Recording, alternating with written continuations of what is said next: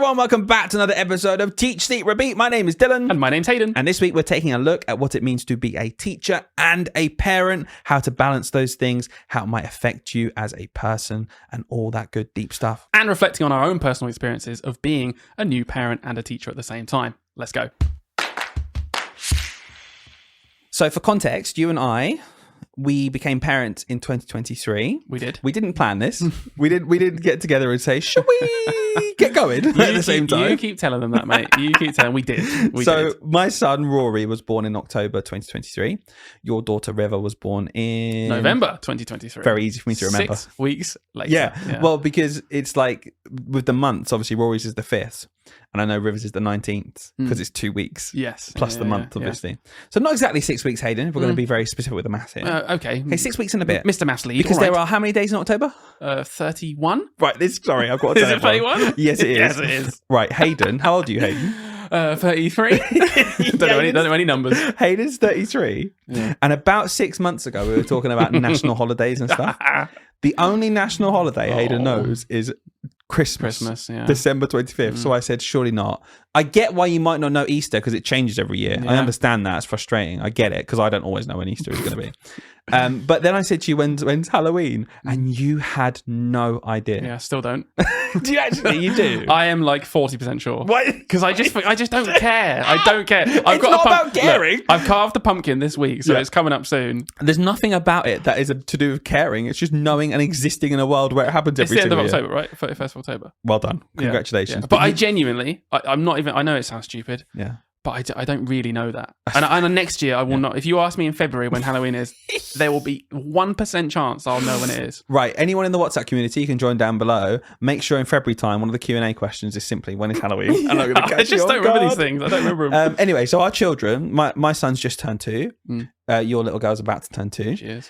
So we were teaching as well at the time, obviously. So I thought it'd be really interesting to do an episode about teaching and parenting. Yep. And how maybe becoming a parent changes things or our perspectives or just, managing the job. And I guess I wanted to start off with, how did you change in terms of your empathy, in terms of your understanding? Because I know it's cliche, but before and after you have a child, you can't really, like, you're two different people, aren't you? Yeah. You can't talk to yourself and you can't predict what you'll be like after your child comes. And absolutely, I find it really hard to put myself in my shoes of pre-child me and just how I lived my life and stuff like that. So what's been the biggest changes, do you think, from your point of view after you had your... In terms of empathy for like the parents, do you think? So understanding like what position they're in to have a child. Yeah, I mean, like, just in general. So obviously we're talking about the context of teaching here. There's loads of people who listen to us who are teachers and parents or work in a school and are parents, etc. Yeah. Just in any way, like fundamentally how you are as a person, like, did you find yourself becoming more soft? I know, millennial dads obviously way more involved than like maybe previous generations and things like that. How did you find yourself changing fundamentally in any way, or like really jumped out and you think, oh, I am different? I think it was more of like an understanding that I didn't really have before, maybe, but that intense love, I guess, that you have for your child and like the want to protect them and do everything that you possibly could, like, right for them. Like, it's so intense, isn't it? And I didn't. I couldn't comprehend that before, genuinely. I know it sounds really cliche. You just don't know until it's there. But it's true, like, yeah, really intense. And understanding now that the parents, and carers in the class have that for their children as well, and I've got 32 of them in there, just makes me a bit more understanding of how a parent even just manages the life of their child. But it's so easy as a teacher to be like, oh, as if they've not got their reading record signed 3 times this week. They've done it twice. Honestly, what's going on? It's so easy to like really quickly just be like, oh, why isn't everyone just doing the right thing all the time? That's perfect for my class environment. And then you start to go, oh, it is quite stressful though, being at home with a child. Like my life has changed a lot. Like, I spend a lot more time now being just a bit stressed, I guess, because there's more to do in the house. You're running around cleaning up things. There's more to cook. There's more to do. You've got nap time to sort out. Then you've got to wash up all this stuff. And like, life is a bit more hectic. And that's with a small baby. Yeah. Like one small baby. And then I go back to class and be like, oh, you're the 4th sibling that I've taught. Like, respect to your parents. And you know what? You've read twice this week. That's a really good, and got it signed. That's a great achievement. It's really interesting because you've covered 2 bases there. It's really struck me as, I think you're right on both counts, which is like the intense love and desire and want and like advocation kind of thing of where a parent might constantly go on about something and be like, what have you got this for my child? And then it's like, no, of course not. I've done this for 32 other children. Just give me a minute. I've not thought about that yet. Yeah. And that empathy, I definitely, after having a child, thought to myself a bit more, oh, I get why now maybe you're a bit pushy and you're a bit like, you want the best for your child all the time. Of course you do. God, I get it now. And I understand that even though I've got 32 children to look after, for you, that's your world. Yeah. But then you also flipped it over, really interestingly, at that point of just like, I think understanding of home life. So do you find, did that change your practice at all? Like, I know obviously you had River in 2023. So in terms of our journey in the classroom, we had very, very young children. Did you find that you were changing how you were to parents and people in school and maybe other teachers who were parents more kind of, did that change or did it take a while for it to kick in? I don't know if it took a while, but I definitely developed a wider perspective. I think that's probably it, really. I don't even know if it changed that much, really. I think I was already quite understanding. Like, I always try to really understand people anyway. Yeah. I always give people the benefit of the doubt and things. Because I don't think you're being harsh to parents who weren't doing stuff. I think as teachers, this is the thing I kind of struggle with, because I think I've always understood that. Just because I didn't live it and I didn't understand that really strong love and that connection you have. I could kind of understand, though, that you've got a busy life and you might not have got your homework done. And I wasn't being arsy with parents at all beforehand. So I'm just interested to know, like, did it physically change, like, how you were as a teacher, or did you just basically in the back of your mind go, it makes even more sense? I don't think it made the biggest change, in all honesty. Yeah, I think exactly, you pretty much summarized it. It just made more sense, and I just opened my eyes a little bit more, and it almost like down to appreciation sometimes as well. I think I was looking for things that I didn't look for before in like the parent-child relationship, because I could now like picture myself with River and her growing up, and I'd start imagining, what's it going to be like when she's at school? What's it going to be like when she's coming home from a year 6 teacher and I'm picking her up? And I'd start noticing these little things and almost just appreciating things that parents do, and it was almost like I'm taking notes. Do you know what I mean? Sometimes I'm like, well, that kid, they really have a lovely relationship with their parent, and that parent's even in, like, she was beaming away and Dad was saying really nice things and Mum was saying really nice things. I think I want to be like that. I'm taking, I started like trying to clock onto the things that parents do in the same way that as a teacher, I'm always thinking about my best practice and what's the best pedagogy here for the children, what's the best way to improve their happiness, and all this child psychology comes in, and it's like, yeah, parents are doing that as well. I don't really consider that before. Parents aren't just like home vessels where it's like they just have to like feed them and put them to bed and look after them. It's like, no, they're doing this work as well. Like, they're constantly thinking about what's best for their child, and it just opened my eyes a bit, I guess, to appreciating that and understanding what they're doing with their children. It's such a good point. Before I had Rory, I'd see relationships maybe between children and parents and think, that's lovely. Isn't that nice? That's the kind of thing it's just so nice to see. And if you think about my career, like, I've dealt with hundreds and hundreds of parents, and there's definitely stuff that I've magpied. And then when Rory came along, it kind of highlighted the past more to me. And then when I was like doing my day-to-day job as a teacher, there's stuff I'd be thinking, I want that for my son. And in small things for me, like, I became much more hyper aware of how many parents at the end of the school day pick up their children and are glued to their phone. Yeah, and they're looking at their files, scrolling through. The child runs out. The child's excited to see them, and the parents like, "Oh, you're right. Yeah, carry on scrolling," not really paying any attention to their child. And then I'll see other parents who, like, are there on the edge of their seat, almost waiting for their child to come out. Yeah, like, they spot them. It's like, yeah, my dad's over there, and they run up to the dad and give him a huge hug, and like, just getting all the attention in the world and like talking about their day and things like that. And I definitely look at that and think, I want to magpie stuff. So yeah, I do think that becoming a parent changed me a little bit in terms of my empathy and my understanding.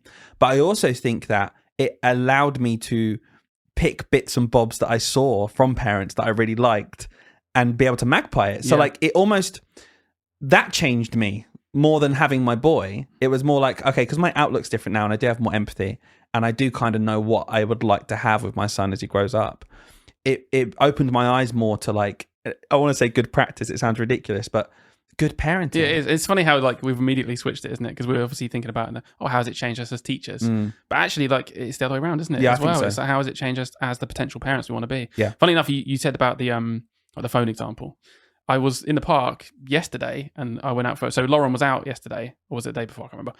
But we went to the park, me and Riv, and it was really nice, like a daddy-daughter day, and we took the pram and then she jumped out of the pram when we got to the park and we were just walking along holding hands. And I was like, this is such a nice moment. And then another small family like were approaching us just from like a different angle, and I sort of stopped to let them pass because I know we're really slow. And there was a little boy, at the back, and he had his two parents in front of him. And he had this like massive stick. He'd also just as a kid, you find things. He was just waving around this massive stick. He was just enjoying himself. He's probably like 6 years old, quite young. And both parents were in front of him. And I don't inherently have a problem with this because it sounds really snobby, but they were both on their phones. Yeah. And they were walking through the woods. Like we were in the woods basically at this point. And they both went past me. And as the kid went past, I think the dad sort of became quickly remembered that he's got a massive stick and he's waving it around, and I've got a tiny child next to me. And it wasn't a problem. Like, we just moved out of the way. And he turned around and just went, "Oh, watch where you're going." And then went back to his phone. Watch where you're going, mate. And it was really funny, because the only two people out of these three people that were not remotely watching or being observant in any way where they were going were the two parents that were on their phones. Yeah. And the child who was waving a stick around could not have been more observant. He was literally staring at exactly where he was walking and waving the stick and didn't hit us. Yeah. And you just saying that just really reminded me of that. And I was like, and it was another example where I know it's horrible because everything sounds so judgy as parents. And when you remotely compare to anything ever, it's like, being judgy. You don't know. They could have been on their phone checking out the hospital appointment for their little boy. It's fine. I'm not even judging them. It just made me reflect and think, okay, yeah, like you, there are moments where I will try not to be like, I'm never going to be perfect. I'm far from perfect. I'm obviously going to be sat on my phone at some point where someone else could be like, "Oh, you're not in the moment." Okay, fine, but I am just checking this business thing right now. Well, right now. Sorry. Well, I was just on my phone. I hear what you were saying. But other times, it's like I will really make the conscious effort not to be, and that was an example. I was like, that was just that wasn't fair on that kid in that moment. I guess it's like the meta question, then, isn't it? Of what affected you more? Like, did you becoming a parent and a teacher? I don't think, personally, I've talked about this before, I don't think it massively changed me as a teacher, really. I think it just unlocked some kind of understanding and empathy that I kind of felt was always there and guessed was happening. It confirmed it for me. It just made it feel like, oh, this is true. And the bond I have with my son and the love and the attention I want to give him and that relationship is almost separate to my teaching. I don't think I became overnight a more empathetic teacher because I prided myself on trying to understand all my children all the time. I thought that was just a good way to live life. And I try and do that. And it definitely made it easier, I think. So yeah, a new kind of empathy. I'm really interested in thinking about how it affected work-life balance. Sure. Because I get this question a lot. Especially after we did the episode, one of our most unhinged episodes, when Rory was just born. Episode 34. There you go. I don't think I'd slept for like 3 days, and it was just insane. But I got the question a lot about how did having a child affect how much work you put in as a teacher and your work-life balance? And my answer was always not much, because I felt like I was on that journey already. Yeah. And I always say it accelerated it. It made me go more quickly towards refusing stuff that I thought was unreasonable. It made me move more quickly towards taking control of my time, because no longer now was it just for me. You could have argued beforehand, maybe it was selfish of me. How could you do that to the children? You should be putting your life into it. I've got a million reasons why I think that's nonsense. But someone might say that. As soon as Rory came, it was like, cool, there's not even an ounce of me right now that regrets this, because the number one thing, and what will always be the number one thing for me, is him. So if there was a choice between replanning something at the weekend or just using planning from last year and adapting on the spot, I would have adapted on the spot anyway, because I think that's why I'm a good teacher. But guess what? I'm definitely not doing it now. How when Riv came along, and that initial burst of, you get a bit of parental leave, you're off school, obviously. How did you find when you went back it was for your work-life balance? Did it change at all? I think it changed probably for me more than you. Yeah. I think you were already more on that journey. I think I was definitely on that journey in terms of like... It's harder for you because you're in year 6 as well. Like, there is a point where, it just is true that I found it easier to say no earlier. Whereas I think there were certain things that you definitely, as a year 6 teacher, and maybe even just how you are as a person, you were more likely to go away and do stuff. Yeah, definitely. There was still the odd thing, but I think it did reduce. It was so much easier to justify in your head when you can say... I can do this thing for school, or I can spend a bit more time with my child. When that's like, when you're able to do that like option in your head, it's really like, of course I'm going to pick the one where I can spend more time with my child, who is only a newborn for an unbelievably short amount of time. And I've only had an unbelievably short amount of time off of work, and if I just happened to be working in a different country or even in a different job, I would just have got way more time. I'm not going to feel bad about it. Like, okay, I'll quit then and go and work as whatever other job gives me 12 weeks paternity leave rather than 2. Like, I never felt bad about it, but it did make it way easier to be like, to come to the conclusion of, of course I'm not going to do that. Whereas before I was a bit more like, well, I don't have to do this. Well, I suppose I don't have to. I was only going to sit around tonight and play a game, or like, oh, okay, I won't play the game. I'll just do the work. It was way harder to like say no. Whereas now it was like, well, of course I'm going to say no. Yeah. I can see my child before they go to sleep, or not. Don't be stupid. Did you feel any guilt for like reducing how much work you did in your job? I know it's easier to do, right? But I do think that something can be an easy choice and you still feel a bit like, oh, I'm sorry. Did you feel guilt towards your co-workers, etc., like people who maybe were doing more and maybe didn't have children yet and therefore were still like plowing way more time into it?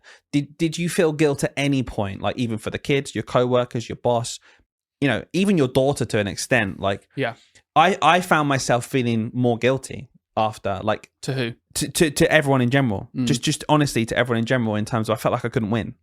In terms of, yeah, okay, I reduced my workload after Rory came, had 2 weeks off, went back to work. Yeah. I'm like, that's crap. Like, you know, is there a way where, is there a life I could have had or a path I could have gone down earlier where I got more time with him when he was tiny? I think about that and I'm just like, yeah, there probably was actually. I feel guilty about that, but I've got to go to my job and earn money. Yeah. Right. Okay, cool. And he's off with mum, bro. Also, I felt guilt towards, you know, I know I give off this bravado and stuff on this podcast, don't we, all the time. I do, like, I want what's best for the kids all the time. And me saying no to certain stuff may have gone from, you know, a 2% dip maybe. Yeah. Maybe if I'd gone and done something for 4 hours and sacrificed my evening with my son, maybe my class would have got a little bit more of a boost in something in terms of their attainment, okay? I still came to the decision where I was like, this is not worth it. These kids are going to do well either way. It's not worth my time to do that. It didn't mean I didn't feel a bit of guilt. And the more you say no, the more guilt I feel. My colleagues who would go above and beyond, I'd end up having to say to them, well, I'm not doing that. You don't have to as well. And they were like, well, I'm going to though, aren't I? Yeah, that's the guilt, isn't it? And it's like, that's the example I was going to give is like, we both give it the big talk because we're sat here on a podcast, but about, you know, saying to your colleagues, well, you don't have to do it either, don't do it. Like, I'm not going to waste my time just because you feel like you should waste your time. Like, that's not how it works. And I'm saying I'm not going to do it. You should also be saying you're not going to do it, and you've chosen to do it for some reason. Yeah. You shouldn't feel bad about that, but I do though. Exactly. I did actually feel guilty when I'd be like, no, I'm not doing that. It's ridiculous. And then someone else would just do it instead. And I'm like, the best outcome here is we both agreed that this was silly and we shouldn't have done it. But what actually happened is you've now done even more than me, which makes me look bad by comparison and makes me feel guilty. Yeah. I don't mind looking bad. I really don't mind. Like, I'll look bad. I don't care. I went home and put my son to bed. You can't put a price on that. No. So I'll just do it once. No, I'm not going to do that. Yeah. But yeah, the guilt is real. It's like, you can't control what other people are doing either. And I kind of struggle with that. Again, I had to be like, you have to choose your pros and cons. It's like, I'd rather feel bad and look like a bad person to these people because it means I get more time with my son. I'm sorry. Like, the other option is I pander to you. And I've had so many messages from people before who say, I wish I didn't do it. I wish I didn't keep going above and beyond so much in my job that I missed my children growing up. Yeah. And like that sits in my head rent free. Yeah, same. Every time it comes down to any decision like this, you know, even now we've left teaching. It's not all roses and fields. We're still working all the time. Yeah. It doesn't mean that I get to spend every single waking minute with my son that I want to. There are times where I go and have meetings. There are times where I need to sit and do work. There are evenings where I'm like, I need this deadline. I need to get this done. Yeah. Those things still exist in every job. But I tell you what, it exists less. It exists much less now. But yeah, that's my overall point. I don't think it has to be guilt-free to be the right thing to do. Yeah, and people will feel guilt and be like, oh, I shouldn't be doing it. So you're going to feel guilt either way. You've got these things to balance here. Yeah. And feeling guilt doesn't mean it's wrong. The biggest thing that helped me is very similar to what you said lives rent-free in your head, was someone a lot older than me, around the time of having River, said the classic thing of like, oh, you know, enjoy it, it's quick, but also said, I worked really, really, really hard when my kids were born, and I massively regret not being able to go back and spend that time again with them. Mm-hmm. And that really stuck with me because it was someone personal to me and someone who meant it. Do you know what I mean? They were really genuinely like pouring out their heart of like what they actually regret in life, and that was the biggest thing. And that is just stuck in my head. And that is how. So if you're thinking, I want to make these decisions, but like, how do I do it? You almost need like that catalyst in your mind of remembering every time you make that decision. You're only going to get that. You will literally only get that time once. Yep. Again, it's cliche, but you will. And you don't want to get to an older age like this person I was speaking to and then be like, I do regret not working so much and not spending any time with my children. The big one for me is the preschool 8 years. Those, because when they go to school, they spend so much of their time in school, they start making their own friends as they get older, etc. The thing that has stuck with me is exactly that, and it's specifically the preschool years. So Rory will start school in September 2028. Yeah. So I still got about 3 years, or just under 3 years. And he's just turned 2. So because he's in October, he's going to be one of the oldest children in his year group. And I look at that and I think, I'm close to halfway. It's close to half of that time where you have the most incredible bond with your child. Right, I'm getting emotional. So if you've noticed the cut there, it's because we just cut it out and I couldn't talk. But it's sad because you think I'm halfway. I already think I'm making the most out of it right now. Yeah. And I want to make the most out of every minute before then, because then they go to school and before you know it, they're off. So yeah, I don't know. That's the hardest reality. And I understand why you're getting emotional, because it's tough. Like I'm constantly, I feel like this is a normal thing, but I'm constantly doubting whether I'm doing it right. Do you know what I mean? And the time goes no matter what. Like the time will pass whether you like to think it or not. It's like, so I'm constantly evaluating her. She's nearly 2. Rory is 2. Have we spent enough time with them? Yeah. Have we done the right thing? We I've been that person on my phone. I know I have. When I posted probably you might have come from this podcast from a meme online. Yeah, I sat and made that. Rory could have been playing at the time. Yeah. It's work. Like, it is work in terms of we're trying to build this podcast up. We're building our other businesses and things. It is work. But, like, did I need to do all of that? Yeah. Did I really? I don't know. Yeah. Could there have been one less that you did and spent a bit more time with Rory? And 2 less, and 3 less, and 4 less. This is where I struggle to draw the line. It's like, you know what? And again, this is where you're working really hard. You're trying to provide for your kids. It's such, I find it such a really hard line to kind of, to battle against. And yeah, I don't know. I struggle with it, and I just want to do what's best for him. That's the bottom line. And I think as long as you're coming from that point of view, then, you know, at least you can say at the end, well, I did try and do what was best for you. If I spent a bit less time, I was trying to do it because I was trying to give you this. Yeah. Or if I chose to spend more time with you, cool. And my gut instinct right now, whilst they're so young, is just as much time as you possibly can, do it. And that's why I'll never regret quitting teaching. Yeah. I'll never regret it, because at the end of the day, it's allowed me to spend more time with Rory than I ever would have. Well, this is kind of leading to my next thought here, which is, how much do you think? Because I feel like we were already on the pathway of thinking about leaving teaching for years, in all honesty. Like, it was always in the back of my mind. How much did having Rory amplify the speed of that journey to quitting? Can you categorically say, if I hadn't had Rory, I might have done an extra couple of years? Or do you think it was nailed on? Like, how much did it have an impact actually having a child?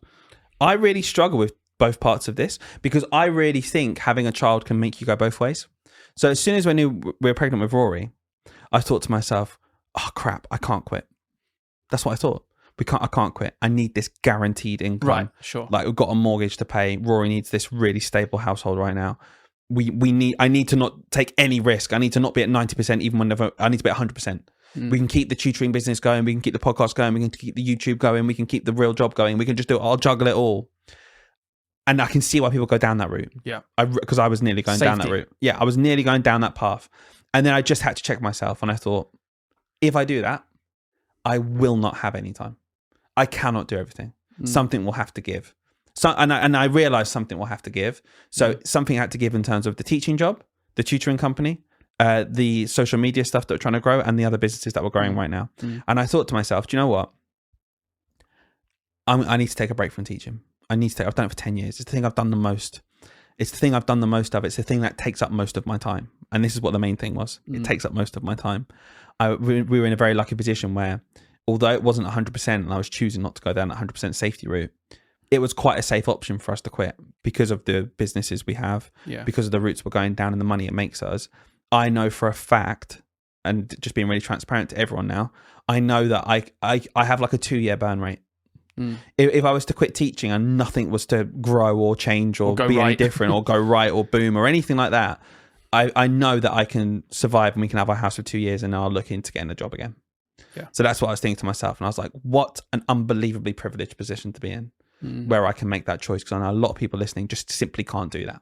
So we'd worked our butts off for however long to try and get the income, because we had that long-term goal. Yeah. And when Rory came, it flipped and I went, I'm quitting. I've got to quit. I've got to do it now because of all the reasons we just said about them being so young. Were you, because I feel like I was the one who wanted to quit for a long time, trying to convince you. Do you think? No, but it flipped. That's my point. So I felt like there was a point where I was like, oh, we got to quit. Yeah. And then you were like, okay, right, let's quit. Because I'm one who wants to be a millionaire. I Yeah. had the money safety net. I was like, let's do it. Let's quit. Let's go part-time. Let's do it. Let's drop our hours and stuff. Yeah. And then as soon as you did it, it became more real. And I was like, oh, maybe not. And then we had our children. And then I think both of us were just like, and we have to get out of here. Yeah, because I was going to say, it's interesting you said that. I think that is true, but I also think it's true that I quit before you in terms of That's like, what I mean. You went hard. I committed to it in my head before you. Yeah. And then it took you a bit longer to come around. When it became real, like you said, Yeah, I was like, oh. you were like, oh, actually, I was just saying it. Yeah, I think I quit like a year before you in my head. You did. I remember being like, oh, I'm done now. Yeah. I am done. And I longed out another year in hopes that things would go right. And then obviously having River in that short window of time was a bit like, I guess the final nail in the coffin. Because the one thing I will say right now, and I know you got a bit emotional about it, but like the time we have with our kids now is way better. It's Despite 10 times working, better. we work so much. We really do. Like people, we joke about it. Like when I talk to anyone I see, and I'm slobbing around because I'm at home in my home gear, and I'll see someone in the middle of the day for whatever reason, and I'll be like, oh yeah, doing nothing, and I'll be like, yep. Yeah. Knowing full well that I worked until 10 p.m. the night before, like writing up some parts for our new maths software that we're building, and I'll be working all day, and then I'll be editing it. Like I'm gonna be editing this podcast at the weekend. You're out to get lunch halfway through as well. Like it's like, yeah, I am working. It's not worth having that conversation, is it? No, exactly. I like, and it's just good fun. People say it in jest. I say it in jest. I love to tell people I'm retired. It's hilarious. It's hilarious for a 33-year-old man to say, yeah, I'm retired. It's just funny when it's not remotely true, but it's funny. So I'll keep saying it.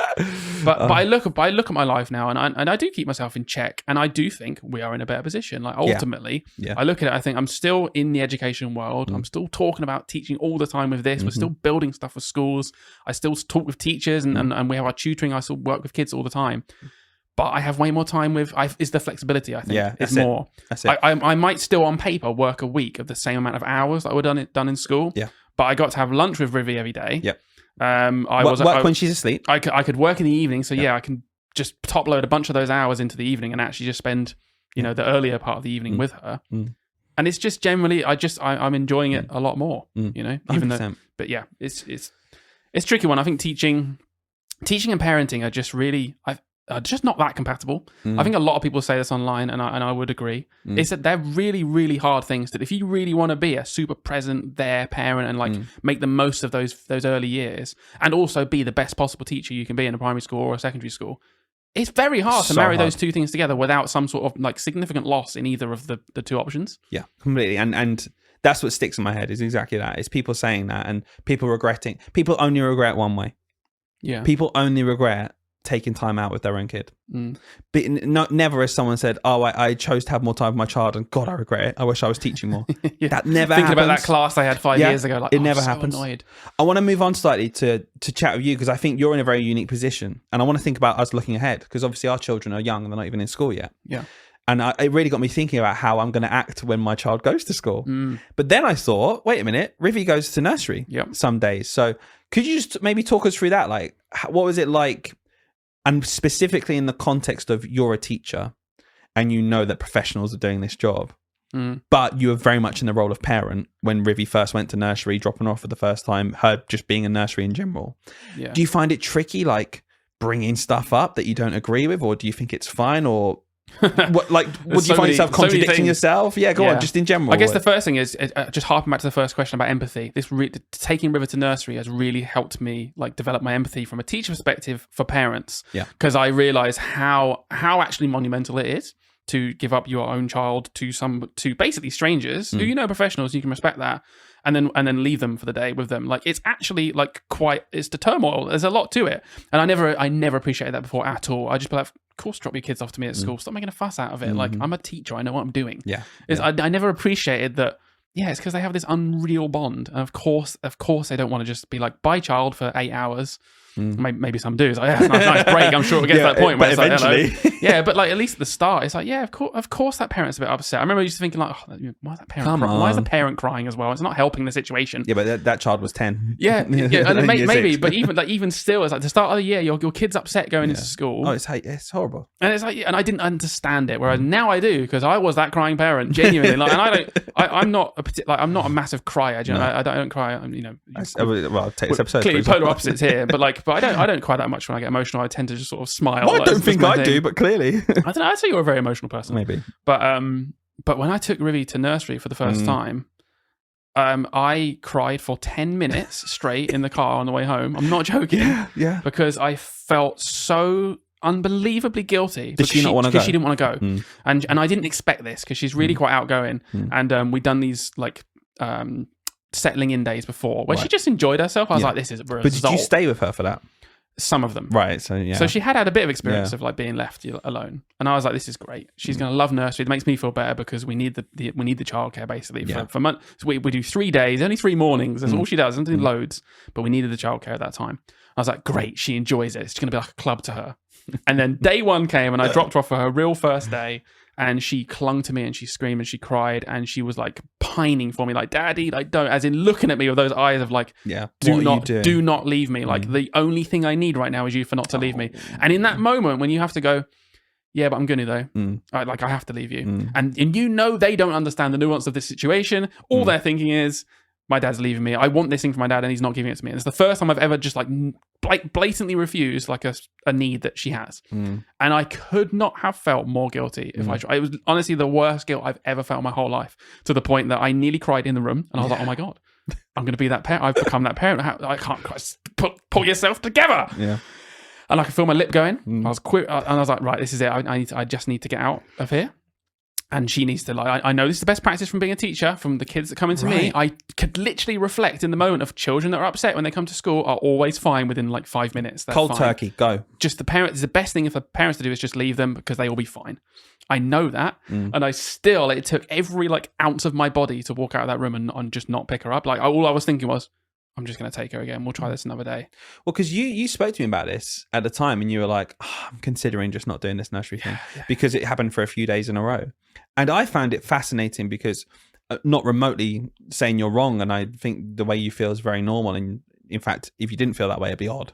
But as a teacher, as I know you as a teacher, like for most of my life, and you were definitely the type of person who'd be like, right, but you know it's right. We know what would work. Just do this. How do you handle essentially the hypocrisy of knowing the right thing to do, but feeling that guttural bond and because I just imagining like you the nursery worker and you the parent almost like thinking the exact same things but coming to heads and arguing and almost being like, no, I just need to stay with my kid, and then you be like, no, you need to go. How do you deal with that in your head with Rivi? Like do you manage to be, you know, objective, or are you pulled by your heartstrings way more? I was surprisingly pulled by my heartstrings more. I didn't think you would be like that. I didn't think I would be like that because I think I'm really good at being objective. And I think when teaching, like you said, I've spent 10 years in teaching, getting to the point where I'm like, I just know what is the best decision regardless of my emotions or the parents' emotions or the kids' emotion. There is just a best outcome here. Yeah. And I take myself out of it and I'm just going to be the facilitator of that best outcome. That's it. Yeah. And I just assumed I could do that as a parent. I even said before I was a parent and in the lead up to going to nursery, I was like, I'm not going to be that parent that's like this. I'm always going to be really objective and be able to look at the situation and just do the best thing for the sort of long-term outcome. Yeah. Till you put me in that moment with the child, with River, and I'm just like, I nearly pulled her out. So I was this close. I'm like so close, literally a day away to being like, we're not going to do this nursery thing. We'll try in a year. And then she enjoyed a day, and she had her first. She probably enjoyed a bunch of the days. I think she enjoyed all of them, but the last thing I see is her crying. And then when I pick her up, she was also then could cry with like relief. Right. And then she had a day where she didn't cry when I dropped her off. She had a fantastic time there, loads of fun, and was like super happy and bubbly when being picked up. And I was like, cool, right, we're fine. Yeah. We've made it over the hill. But the hypocrisy was really hard to manage. You nearly didn't let her. I know, and I actually had to like speak to you because I knew you would be the brain I needed, and you were really black and white and told me exactly what I needed to hear, which is what I think. Which was, and you said to me, I remember this because I was like, "That's what I need to hear." You said to me, if this was someone else, Hayden, here is what you would say to them. And then you said to me what I would say to everyone else, which is exactly what we've just, I won't repeat it, what we just said, completely. about the situation. So I think it's fascinating because I think everything you said will resonate with a lot of people. I just at the meta level very quickly, I also think it's sad that the society we're in leads us to be in this situation. You know, like when headline policy from government is, you can now from 9 months old have free childcare, drop them off at nursery. And it just goes against everything I fundamentally believe. Like, I don't think it's best for kids to have to go to nursery full time every week because their parents have to work because they need to provide because costs have gone up so much. Like they're being free childcare. I'm like, great. Okay, that's obviously good. Like, childcare is so expensive and that is a great thing. But like, again, it feels like a sticking plaster because I'm like, well, look at other countries. And I'm like, oh, children don't start school till 7 because it's so well funded and part of society that parents raise their children from home. And I find it such a shame that, you know, our solution to this is more free childcare vouchers for young kids. Like, I find it sad. I'm not remotely putting any blame onto the parents because parents have to do this and we have to give them free it's out of our childcare. control. It's out of their control. What I'm saying is sad is the fact that one parent can't not work for like a couple of years. Like, why? We're in a society where that can't happen. Like, you can be with a partner and both of you work full time for like 8 years together, have a child, and one of them has to go back to work within 2 weeks. And then the other one has to go back to work when the kid's 9 months old. Yeah. And it's like, what? We can't live in a society where we can't make it so that having children is incentivized in a way where it's like, no, you don't have to work because your work is raising the next society, next generation for us. Your work is putting it into that. And I just find it so sad because I think some nurseries are amazing places and do great stuff for our children, but I just won't be convinced that it's always the best place for a child. No. And I just really don't think that. And I think it's such a shame. I think nursery definitely has its place and it's needed and it helps children, but I think that kicks in at a certain age as well. But for example, you and Lauren, you both work. You need nursery. Okay, cool. Thanks, government. Great. Like, can you make teaching a job where the pay is sufficient for me to raise my family? Because then Lauren can stay at home, or I can stay at home and Lauren can go work and work. Whatever way it is, however this works, but it isn't. Yeah. And then the option is just like, just get rid of your kid earlier.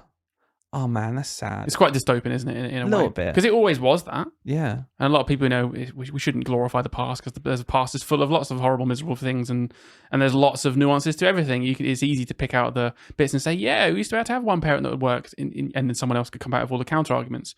But ultimately, it is just a bit rubbish that a lot. My cousin's in the same position. So my cousin had a baby a year after we had Rivy, and had to go nursery day 1, 9 months, because she had to go back to work, and her partner works as well. There just isn't another option. Yeah, some people. We're lucky enough, and you're lucky enough that we've got our mums who can help us with that childcare. Yeah. But still, at the end of the day, if you actually think about it, that's still not the optimal one, which is you just get to raise your own child. Yeah, it's not happening. We've quit teaching. We're still not in that position. No, because it's money. Of course, it's money. Yeah. When we quit teaching, we did take a pay cut. Big one. We just don't get paid now from our school. It's not like we suddenly replace that with something else. It's just not true. No. But we took the point of time, and we get more time than ever. And I think we're very lucky. Yeah. And sometimes you're just spoiled brats talking about you wish you had even more time. Of course I do, you idiot. I can already see like the anonymous account online going, oh, lefty, wokey, liberal, just wanting time with your kids. Not prepared to work. Do you not? I work 70 hours a week. Great. What? Do you think that's glorified to me? Yeah. Well, do you think I aspire for that? Do you think I want to do that? I'd go and do it if I wanted to. I don't want to. Yeah. Well done for working 70 hours a week. I've got a 2-year-old. There's nothing I want to do more than be with him. Yeah. So when I'm doing stuff, other than this podcast. sometimes in this podcast, and, every now and then an hour's nice, right? But I don't want to do a 70-hour week where I'm knackered. Yeah. I don't want to go to work and do all that work and then get home and I'm so done in that all I want to do is eat my dinner and go to bed and then resent the fact that I've got to spend time with my son. I'm never going to get into that situation, and you're never going to convince me into thinking that I need to become a bootlicker for that reason. I don't want to do it. Stop telling me you work 70 hours a week like it's meant to make me feel jealous. Yeah, or bad. I feel bad for you. Yeah. I feel bad for you that you think that's a badge of honor. Yeah. Honestly. Like, and it's sad. Like, and those people who do work 70 hours because they need to provide for their children and they wish they couldn't, I feel for you. You're not going online saying, well, you should. You're a hard worker. And even in teaching, like, that's why I feel bad, because sometimes you have those teachers that they're not even doing it on purpose. They just want to do the best all the time. And when you see them getting taken advantage of, they're a parent. I'm thinking of parent teachers, by the way, right now. And that teacher's got a 2-year-old at home. Yeah. But they're extremely lovely and they're just getting hounded with work and they don't want to say no. And it's impacting like that. I want to fight for those people. Do you know what I mean? Like I feel bad for them. Yeah. They don't want to put their head above the parapet and be like, no, like me and you can be quite brazen sometimes and be like, no, I'm not doing that. I'm going home to my child. A lot of people aren't. Most people probably aren't like that. But still think it, but they'll be losing that time with their child and because teaching is broken. It's madness. Like we need to, that's what we do in this podcast. We talk about it all the time. We try and fight for that, for the rights of people. So, like thinking into the future, then I guess something I think about a lot is how the fact I'm a teacher will affect how I am with my child as they're going through school. Like, even now, like. I've got Rory counting to 12. Yeah. He's saying, I know River's doing counting to 13. Yeah, to 13. Yeah. Wait, did I say 13? I meant 14. What's River counting to? Yeah, 15. Rory's doing one more than that. It's mental. It's mad. How many letters does she know? Oh, Rory's 27. But the point is, like, I remember when I was in university, I've talked about Gina Donaldson before, my tutor. Yep. And she talked about this. She had a young child at the time. And she was like, I really try to not be teacher at home. I'm mum at home. Yeah. And I try not to be teacher at home. And that stuck in my head. I don't want Rory to become thinking that I'm his teacher at home. I'm not. But I also want to enrich him as much as possible. I want to expose him to stuff. I love that he sits there and counts. He wakes up in the morning on the monitor. I can hear him going, 7, 8, 9, 10, 11, elf. Like, it's just like nonsense. But it's so cute. And he sings his nursery rhymes and we read to him so much. Like if you look at our downstairs, there must be like 200 books, honestly. Yeah. It's just surrounded by stuff. Trying to enrich him. But I worry, am I going too far? Like, do you ever worry about it? Like, is there such thing as too far, or is just get over it? You give your kid every chance you can. I think I don't know if it's too, but it probably is a too far. I don't think what you're doing is going too far. No, I think we know as teachers, and we are in a privileged position to know this, but we know as teachers that children with a positive start in education, like they're more likely to kind of hold that positivity. Do you know what I mean? Yeah. Like you don't see this. It's not just completely random. Like you look at the progress charts of children, it's not just like spaghetti, and it's just like, it's completely pot luck. Like who's doing well by the end of year 6? It's like, well, no, it's quite often the kids that were doing well in year 1. Yeah. In all honesty. Yeah. And the kids that were really behind in year 1 are quite often the kids that are really behind in year 6. Yeah. There is obviously some movement, but we know there is some correlation between kids having a positive start. It's about best chances. So I don't think what we're doing is too far by the. But is there a thing that's too far? Like Gina was talking about it. She was like, I know he can't do this maths thing. Yeah. He's in year 2 and he just doesn't quite get this thing yet. But I'm going to leave his teacher to crack on with that. Or, I definitely don't think it's too far to be like,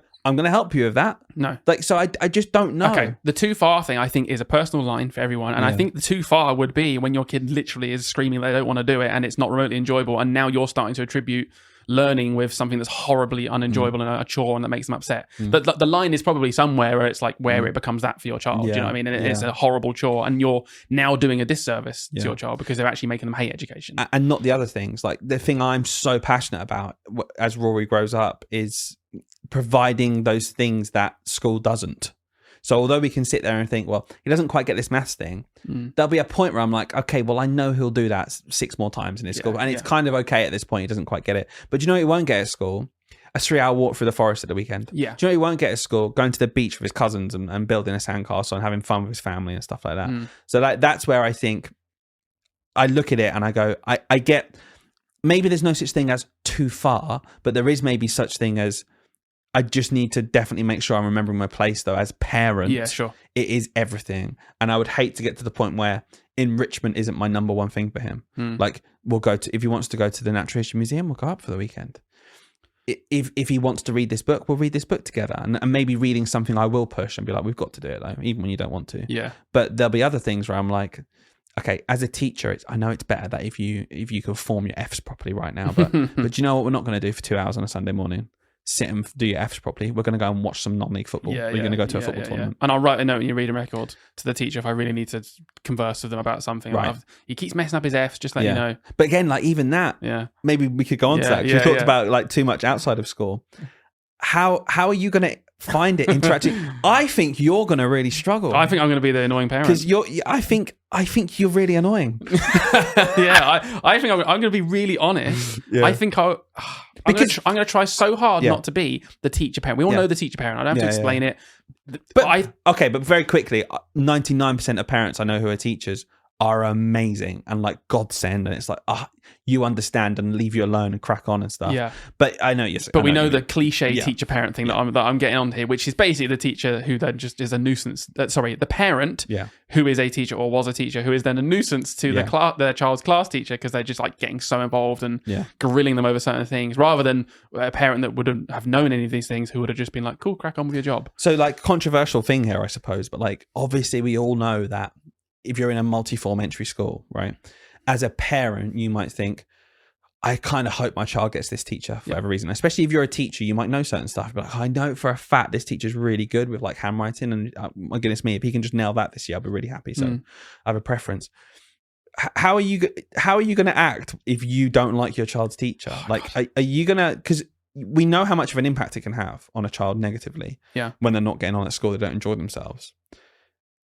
Are you going to be the person to be like, well, I know that's true, but I'm just going to stay out of it? Or are you going to be annoying? Are you going to be like, no, this needs to change?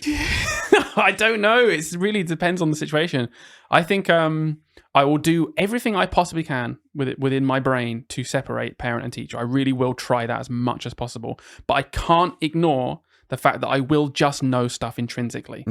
Even when I'm separating the teacher part out of me and I'm just being parent, as a parent, because I was a teacher, I will still just know how things work in schools. Like if they're not tracking reading whatsoever, you might be like, something? Like, right? So as a parent, if I feel like something is genuinely like really poor or bad practice and it's actually affecting my child, and if that just happens to be, I know that in such detail because I was in the teaching world before, I think I'd struggle to then be like, well, if I wasn't in teaching, I wouldn't know this. So should I just let it go? I don't think I'll be able to do it because I'll be like, yeah, but I do know it. Yeah, but I do know this thing, and I know this is really negatively impacting my child. I'm not just for the sake of being a bit more polite. I'm not just going to not mention it. Yeah. What I would do is, if I mentioned anything, if I had anything constructive or any critique or whatever, I would never be that rude parent that we can all imagine, that we know that comes in like super entitled, Mr. Know-it-all. I might be a bit of a know-it-all, but I'll do it in... Clip that. I'm clipping that. It's going to be my ringtone for you. Mr. Know-it-all. Mr. Know-it-all. Mr. Know-it-all. I might, in certain situations, but I would absolutely be extremely polite and I'd go down the proper channels because I would respect that, because I know that as a teacher myself, I would want people to at least respect the channels. I don't think I'm right. Here's the thing. Here's where I don't think I'm being that hypocritical, is that as a teacher, I don't think I'm always right. And I think there have been situations where the parent absolutely has trumped me on something and I just hadn't thought about it before. But the way I'm glad they did it. Yeah. They did it nicely. They did it nicely. They should have done it. And I think I agree with you completely. As long as your first iteration isn't blame teacher, what are you doing, you idiot? Yeah. But it's rather, I noticed this. Is it because of that? And leading it. A teamwork. It's a team. Like we're both massive parts of my child's education, and life. Life. Yeah, literally. Like me as the parent and you as a teacher, we need to come at this together. I don't think it's fair to say I should be completely hands off and let the teacher have complete autonomy over it. Because if there's something wrong, then I think I should be able to be part of that and address it with the teacher. I've noticed this. I don't know if you've noticed this as well. What do you reckon we can do about it? Not necessarily also in front of the child. Yeah. I'm really hot on this, and I think like even if I think my son maybe is being mistreated or told off for reasons that aren't against his will, whatever. Firstly, I don't know. I'd be going off my son's word. And I'm not going to pretend that my son's the only child who wouldn't ever lie. Rory's going to tell me lies when he's older, and he's probably going to have done stuff and say it's not him. I'm not just going to believe him straight away. But even if maybe it is wrong, and it's me, Rory's teacher, and Rory, and the teacher's saying something, I am never, ever, ever in front of that situation going to disagree with the teacher. No, not once. I'll say, Rory, listen. Yeah. We'll go over, talk about it. And if I think, well, actually, that wasn't fair, I'll go and talk to the teacher myself. But like, look, well, I think we need to be on the same page here, but can we just get to the bottom of like... Why is that, what did that happen? Why would you not Because I don't want Rory to see me undermining the teacher. Yeah, good. Because I don't want him in any way whatsoever, because I don't want him to then think, oh, I can do that. And I can do whatever I want because I know Dad will believe me when it comes out. We've seen that from the other side. I've seen it. And even though I know there'll be times where the teacher's wrong, I'm not saying teacher's always right. What I'm saying is, there is always a situation though where you don't want to undermine that relationship. Yeah. So even if Rory is starting to undermine that relationship himself, I'm not going to exacerbate that by also being like, yeah, silly teacher, you were wrong. No. Don't do that. Do it separately. And it's for that reason. Like, I just want to make sure that I'm doing everything I can to not make this situation worse, but to actually help it. Yeah. And just I explain it to the teacher. But like, look, we need to be on the same page here. But like, I don't really understand why that happened. Can you explain it to me? They can? Cool, we're on the same page still. They can't? Okay, well, can you understand why maybe next time we need to do this instead?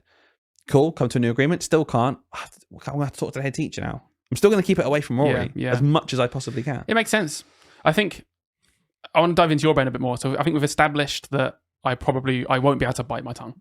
I will just be, I just will be that teacher parent I will say things as I see them, but I will make sure it's in the polite, correct ways. You know what I mean? And I'll try not, I'm not going to be that parent that emails like once every 2 days to do an update. Like it's just unnecessary. I know there are certain boundaries. I'm not going to do that. Yeah. But if it's impacting my child, I will obviously say something.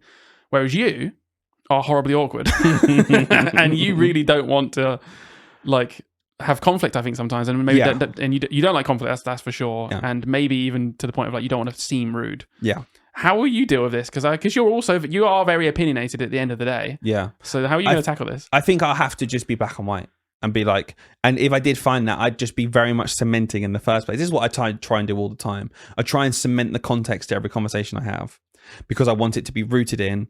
We all agree and know why I'm saying this kind of thing now, why we're about to have this conversation. It's not personal. I'm not trying to get at you. I'm trying to understand things and get to the bottom of it. Cool. Cemented that. Right. Why did you call my son an idiot? Like, I go like that. Do you know what I mean? And I think, and that's where I think having my own child will definitely swerve me a bit towards being more acceptable of like, I don't care if it's awkward or not.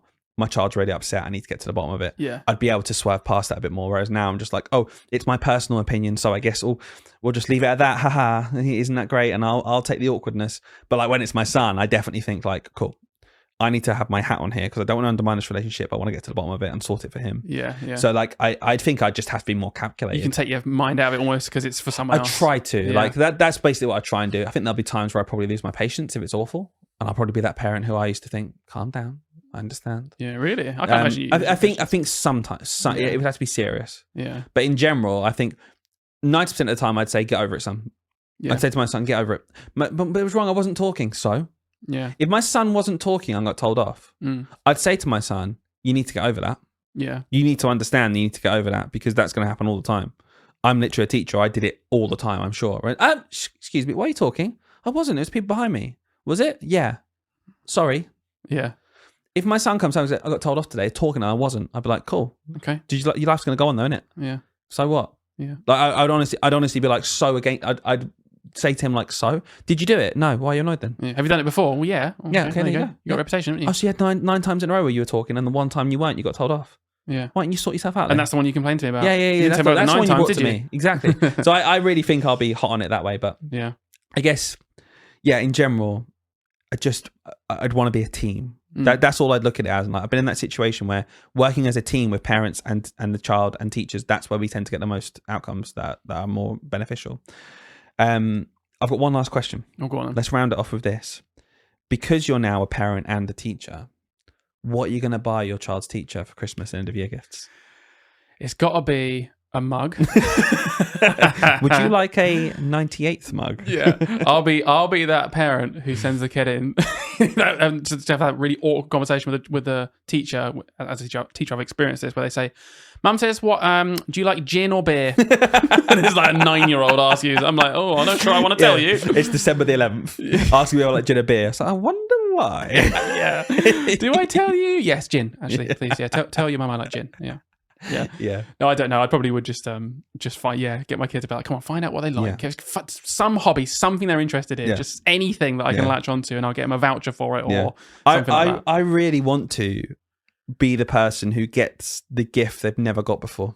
Yeah. I know it's really hard. Here's a house. Yeah. All right. It's like, bit far. Me being like, I just want to spend more time with my son. I've got no money. I bought his teacher a house. That's why. But I'd want to get him something where it's like, you know when you've got gifts before and it's just either just thoughtful But unique. or unique. And I think we're grateful for all gifts, obviously, because people hear this and they go, bloody things, shouldn't buy them anything. Well, I'm gonna, okay, because I think they do the God's work. And yeah, I just it's so different where they'll think, I've never got this before, and it's really cool. Like I know you once got a pillow with S embroidered on Yeah, it. it was really nice. Really cool. Like I got a chopping board. I've still got the chopping board. I talked about it before. Just little things where it's like, actually useful and hopefully, and all beer. Or beer, just beer. Because you can't go wrong with beer. Yeah. Or just turn into the classic and just think, oh, it's a male teacher, so I'll get them beer. Yeah. So, okay. I assume they like beer, apparently. Bottle of wine out of the cupboard that I've not had in 2 years. Take that in, kid. I don't know. But yeah, that was an interesting one. Good job none of us got emotional during that. That was really good. Well done. Good job we called it before as well. I Before know, we started recording, literally. I was like, Dylan's going to cry. But you know what? Good. Breaking down stereotypes. Yeah. That's what I'm going for. Yeah, good for you. Because you're allowed to be emotional sometimes, Hayden. I think so as well. I think we should have another episode on this when our children are going to school. Oh, God. And we'll see how much of our opinions have changed and when we've had a bit of experience of talking to teachers and like turns out like, I'm just awful. I am just the worst. I'm going to be a mess when Rory goes to school. Yeah, I think so. I nearly cried when we sang Happy Birthday to him. Genuinely. Both times. And it wasn't even his birthday. Both times. I don't know why you were singing it. Time. Right. We're off. Leave us a review wherever you get your podcast from. Hayden, before we go, anything you want to say to sign us off? It's okay to cry. That's actually quite nice. Yeah.